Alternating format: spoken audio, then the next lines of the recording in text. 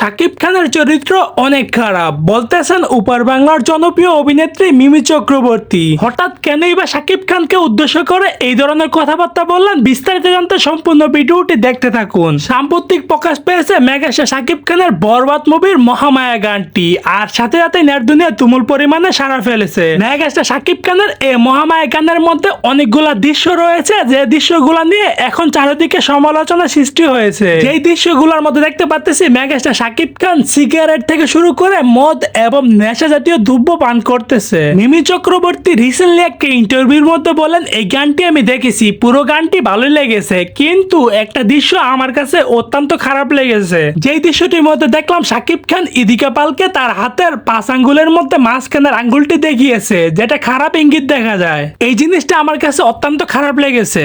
তাছাড়া পুরো গানটি আমার কাছে অত্যন্ত ভালো লেগেছে, কারণ শাকিব খানের পারফরমেন্স খুবই ভালো ছিল। তো দর্শক, আজকের এই ভিডিওটি এই পর্যন্ত। যদি ভিডিওটি ভালো লাগে থাকে তাহলে চ্যানেলটি সাবস্ক্রাইব করে রাখবেন পরবর্তী ভিডিওর জন্য।